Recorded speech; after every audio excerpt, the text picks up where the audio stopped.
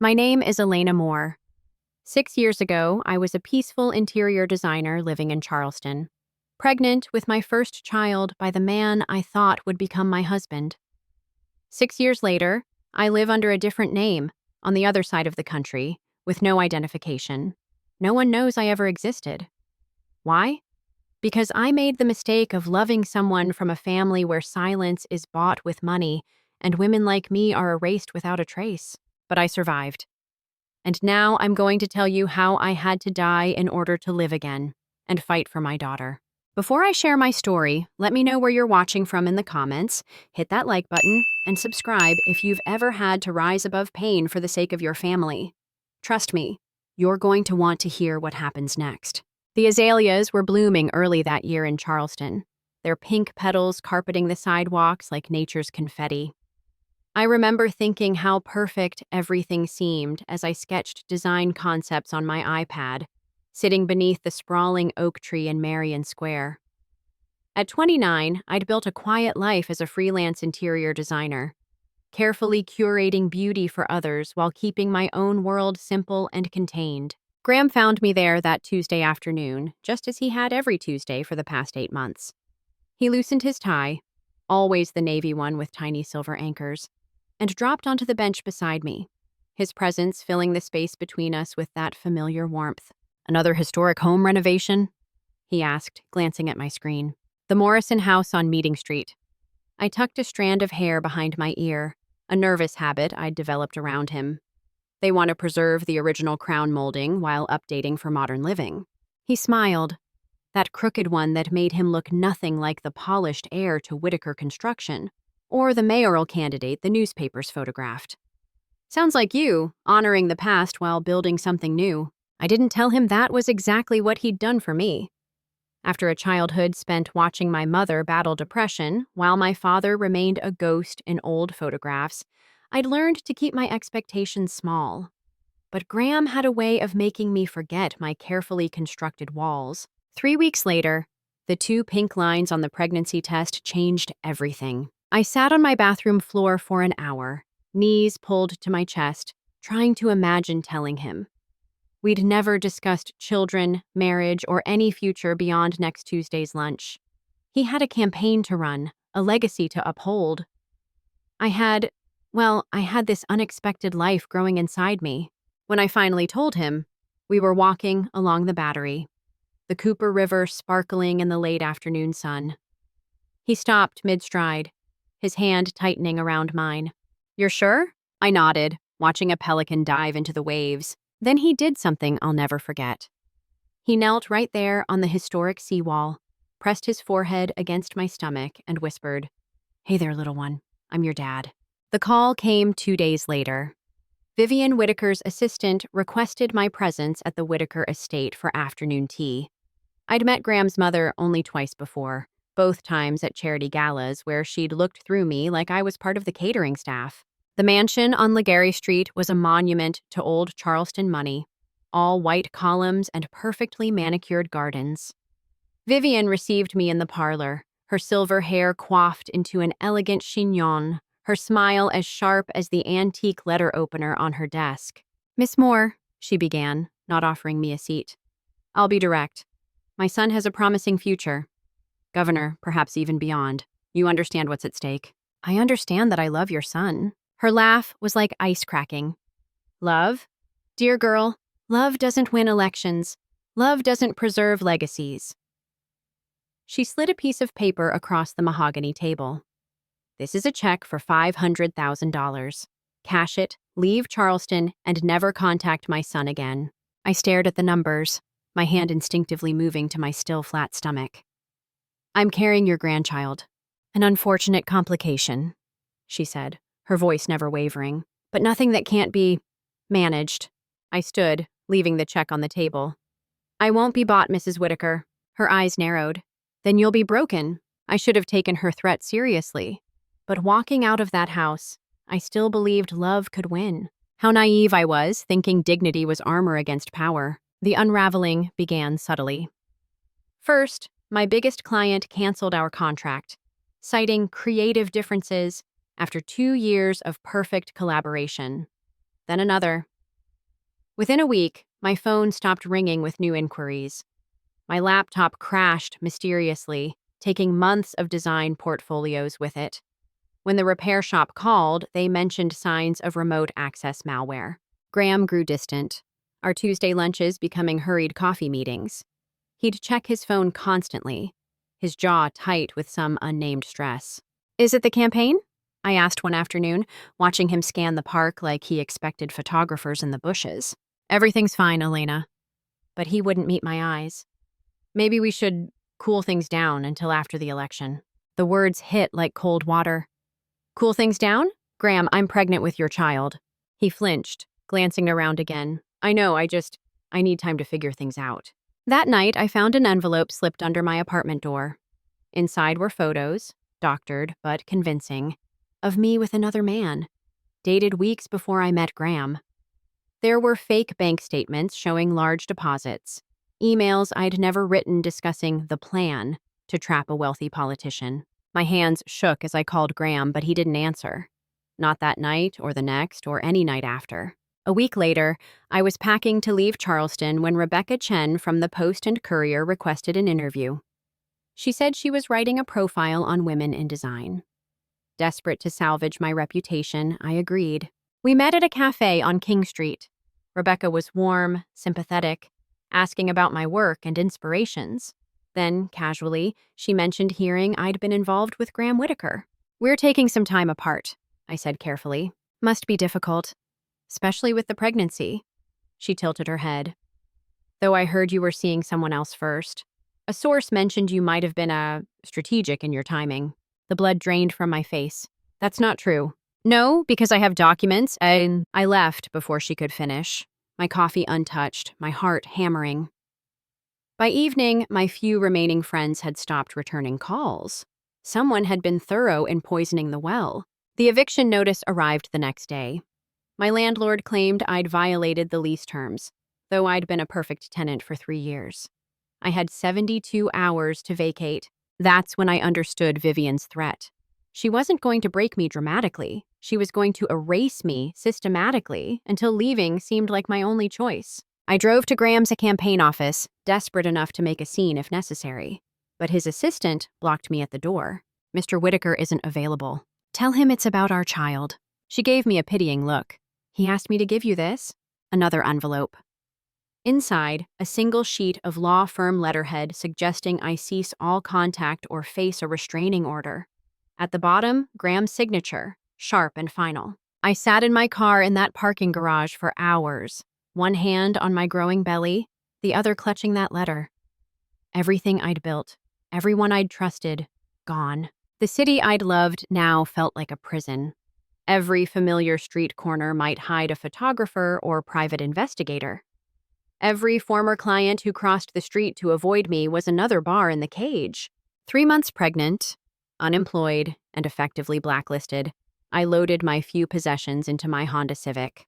I had enough savings to last maybe 6 months if I was careful. My mother, deep in her own struggles in assisted living, couldn't help. As I drove out of Charleston, the Spanish moss hanging from the oaks looked like ghosts waving goodbye. I thought I was escaping. I didn't know I was driving straight into their final solution. The Motel 6 outside Savannah was supposed to be just one night's stop while I figured out where to go. I'd paid cash, registered under a fake name, Emma Johnson, and triple-locked the door. But paranoia had become my constant companion, making sleep impossible. Around midnight, I ventured out to the vending machine for crackers to settle my pregnancy-induced nausea. The parking lot was poorly lit, empty except for a few scattered cars. I remember the sound of the machine eating my dollar bill, the mechanical whir as it dispensed my snack. Then darkness. A hand over my mouth, something sharp pricking my neck, and the world tilting sideways. I woke to the sound of water lapping against wood and the thick green smell of swamp. My wrists were zip-tied, not tight enough to cut circulation, but secure enough to make movement impossible. The cabin was small, lit by a single battery-powered lantern that threw dancing shadows on mildewed walls.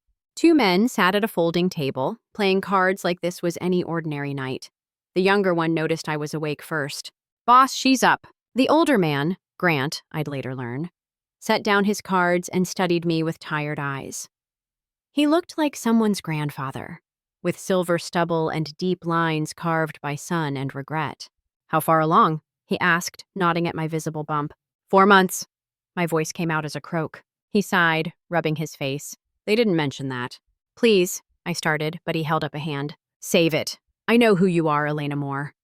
I know about Whitaker, about the baby, about the price on your head." He pulled out a flask, took a long drink. "Thing is, I've got rules. Had them for 30 years in this business. No kids, no pregnant women." The younger man shifted nervously. "Grant, we already took the money." "Shut up, Marcus." Grant's voice carried the weight of command. "Call them. Tell them there's been a complication." While Marcus made the call, Grant pulled a chair close to where I sat on a moldy cot. "You got 2 choices, girl. 1, we make it look like you drowned. Tragic accident, body never recovered. Quick, painless." My whole body started shaking.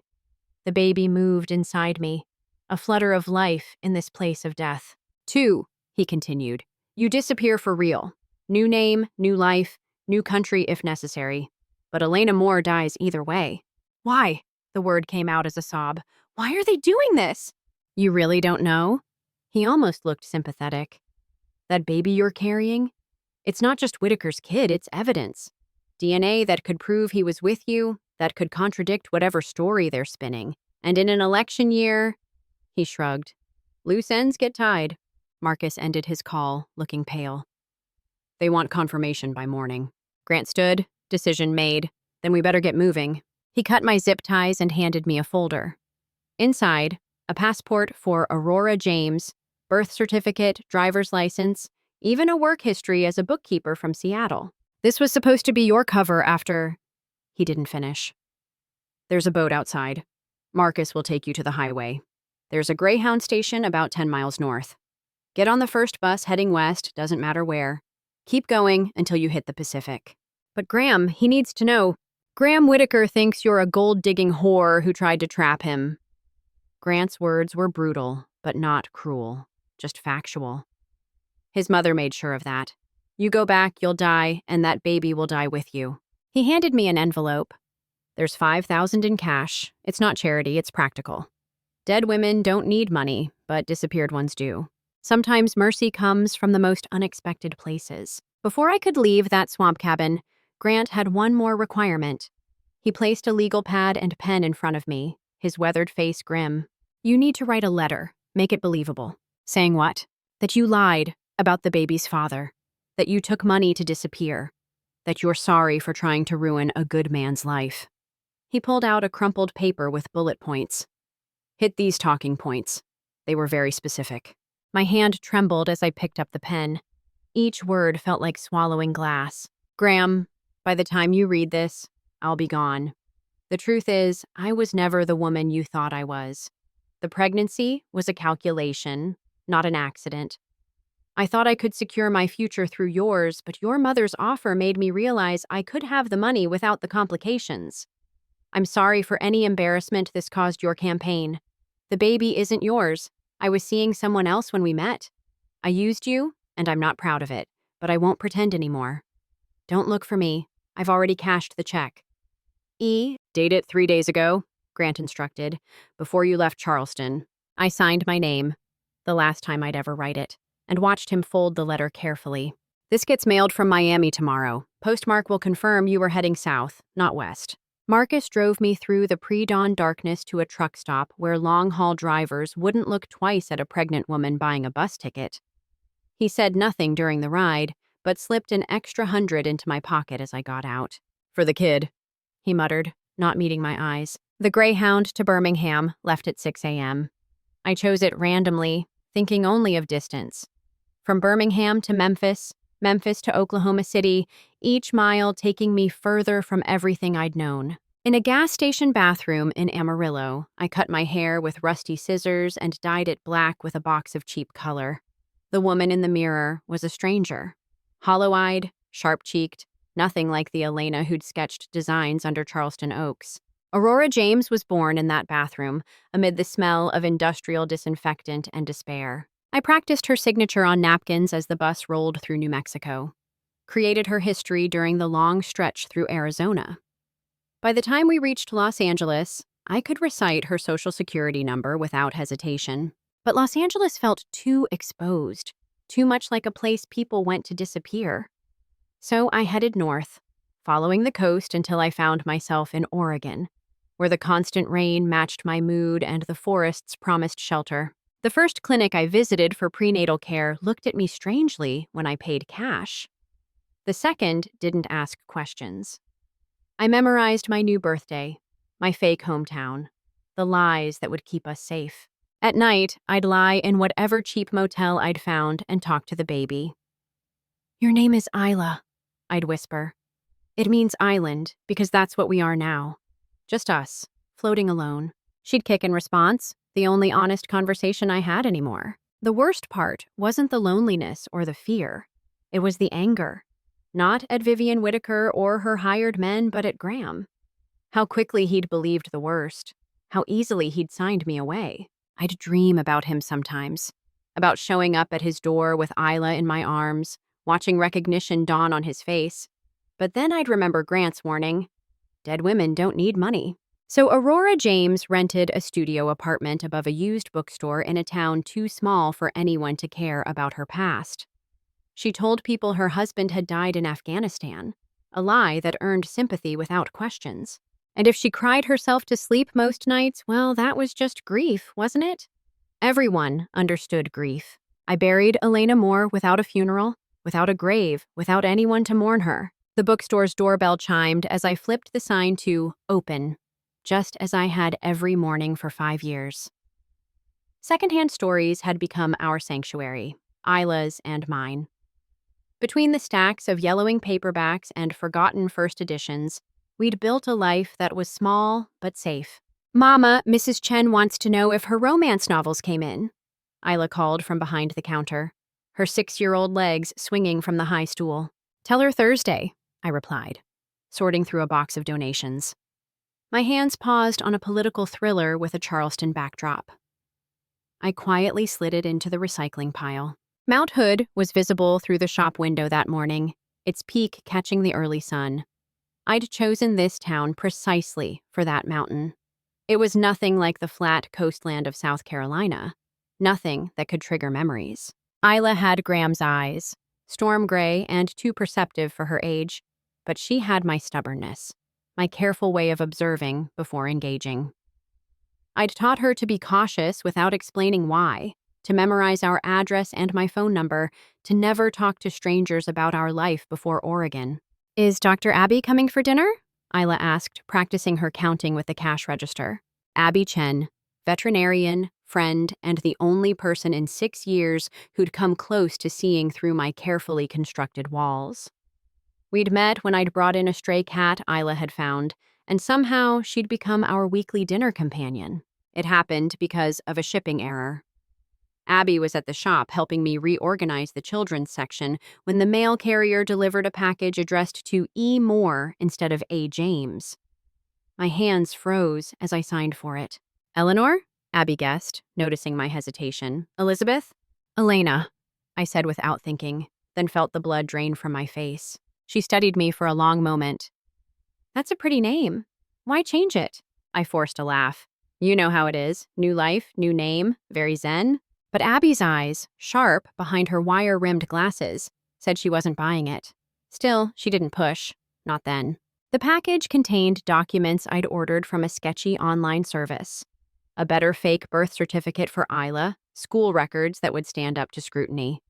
I'd been updating our identities every few years, staying ahead of questions.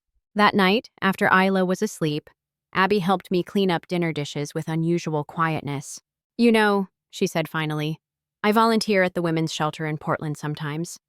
I've seen women who are running from something. They have a certain way of checking doors, of startling at unexpected sounds. I kept scrubbing a plate that was already clean. If you ever want to talk, there's nothing to talk about." I set the plate down too hard, and it cracked. Abby picked up the pieces carefully. "Okay, but Aurora, whoever you're afraid of, you don't have to face them alone." That night, I lay awake wondering if we needed to run again. But Isla loved her school, her friends, her little life here. How many times could I uproot her before the running became more damaging than the threat? Besides, I'd been monitoring the news from Charleston religiously. Graham had won his election, become the youngest mayor in the city's history. He was engaged to someone appropriate, a judge's daughter with the right pedigree and no messy past. Vivian Whitaker had gotten everything she wanted. Surely that meant we were safe in our obscurity. I should have known better. Power like hers didn't forget loose ends, even ones tied off years ago. The first sign came in a New York Times notification on my phone. Major investigation into political intimidation tactics rock Southern dynasties. My finger hovered over the link for a full minute before I clicked, my heart already knowing what I'd find. Some secrets are too big to stay buried, even in unmarked graves. The article was worse than I'd imagined. Not because it named me, it didn't, but because it painted a pattern I recognized. Sources describe systematic campaigns to silence women through financial pressure, legal threats, and in extreme cases, forced relocations. One case involves a woman who vanished after becoming pregnant by a prominent political figure, leaving behind only a confession letter that investigators now believe was coerced. And my hands shook as I scrolled through the details. 3 other women had come forward with similar stories.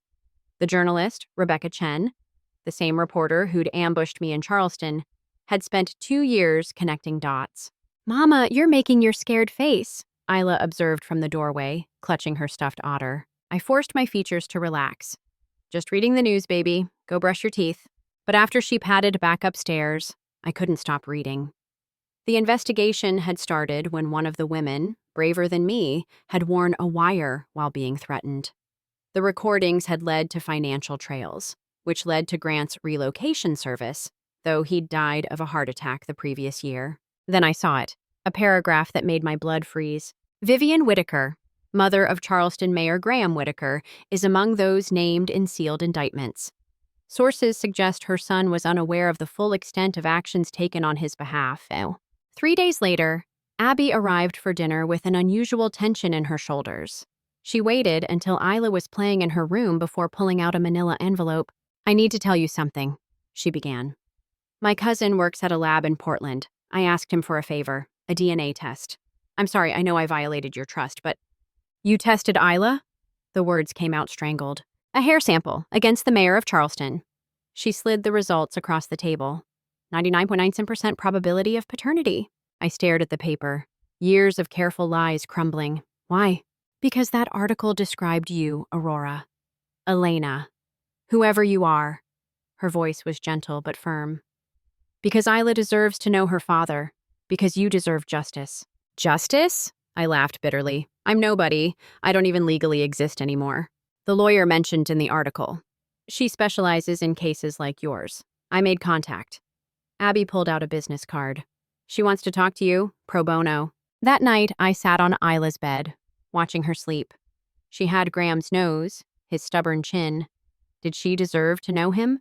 Did he deserve to know her? Oh, my phone buzzed. An unknown number, but somehow I knew. "Hello? Is this..." A pause. That voice, rougher now, aged by 6 years of what? Guilt? Ignorance? "Is this Elena?" I couldn't speak. "Please don't hang up. The FBI showed me documents today about my mother, about what she did to you."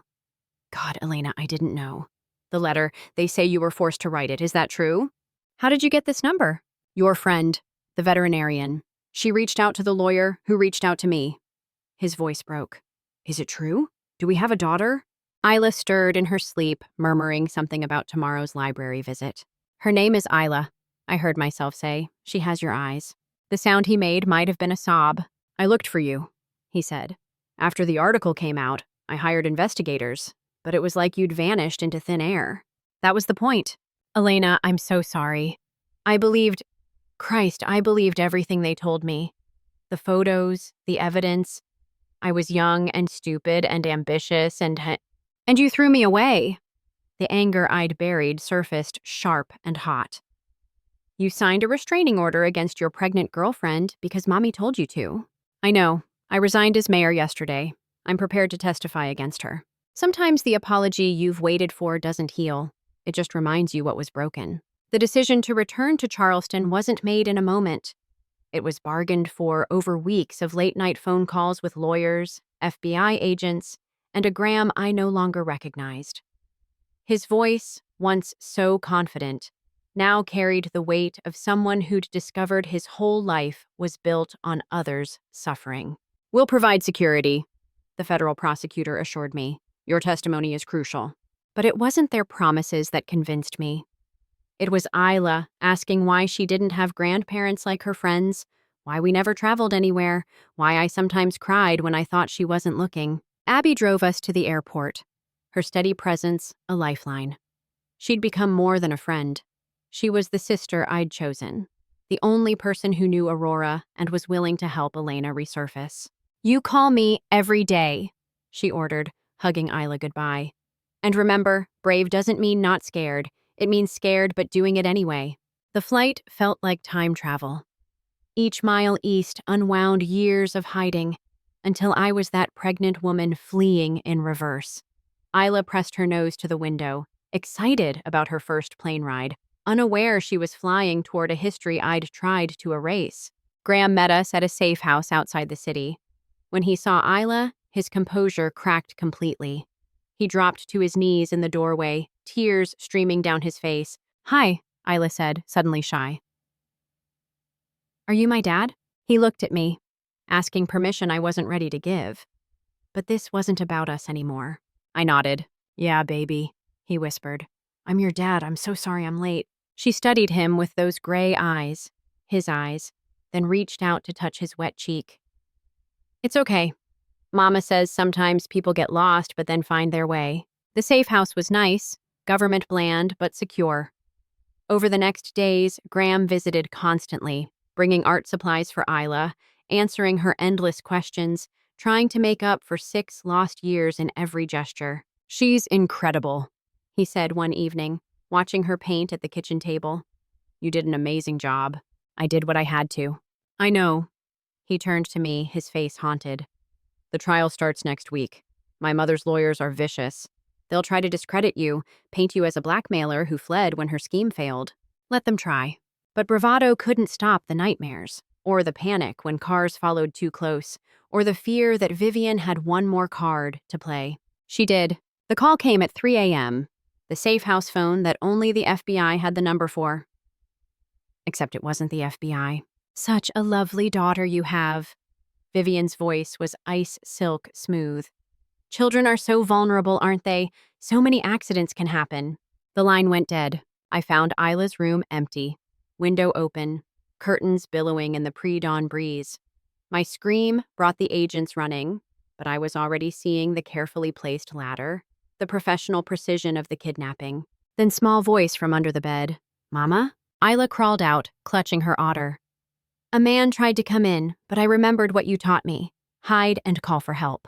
She'd pressed the panic button I'd sewn into her stuffed animal, a precaution that had seemed paranoid until now. Within minutes, the house swarmed with law enforcement. They caught the would-be kidnapper 2 blocks away. His phone had Vivian's number in recent calls. "That's attempted kidnapping of a federal witness," the prosecutor said grimly. "She just bought herself another 20 years. Sometimes your greatest fear becomes your greatest weapon." The trial lasted 3 weeks. I testified for 2 days, every word pulling me back through the nightmare. But I wasn't alone. 5 other women sat in that witness box, telling variations of the same story. Women who'd been erased, threatened, bought off, or driven away. Vivian Whitaker, impeccable in her designer suits, watched us with cold fury. But when the guilty verdict came down, racketeering, conspiracy, attempted kidnapping, she finally looked her age. The empire she'd built on intimidation crumbled in a single afternoon. Graham testified, too, laying bare his complicity through ignorance, his willingness to believe lies rather than fight for truth. His political career was over, but he faced the destruction with something like relief. "I spent 6 years building a life on the foundation of your suffering," he told me after.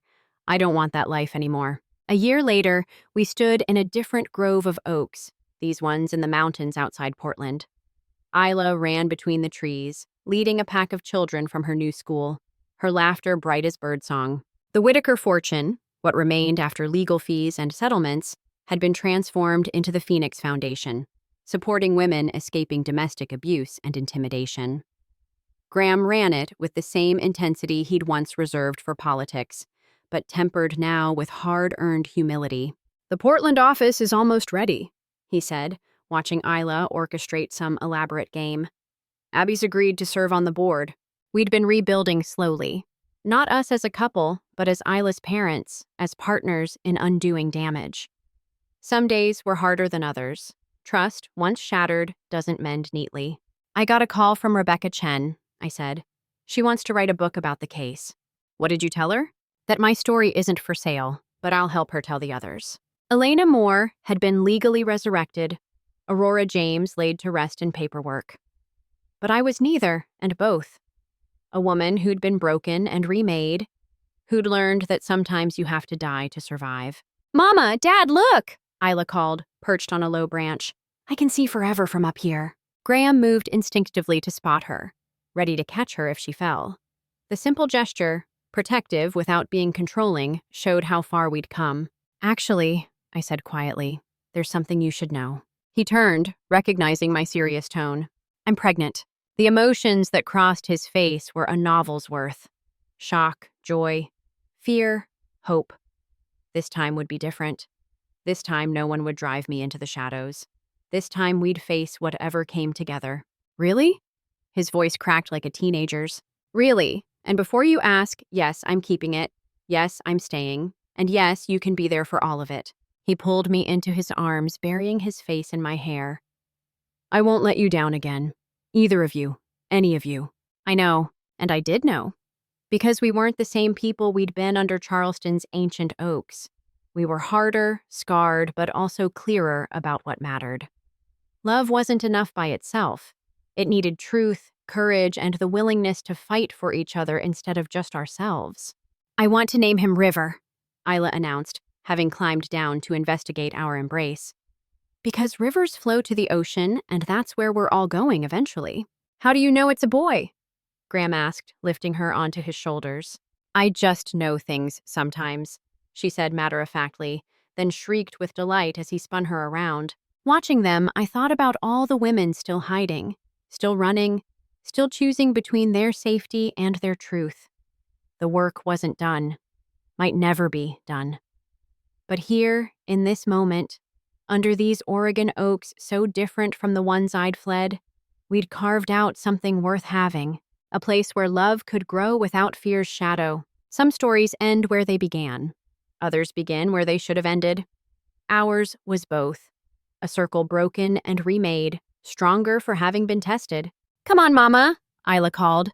"The trees are waiting." So I ran toward my family, leaving the last ghosts of Elena who was and Aurora who never was behind, becoming finally, simply, myself.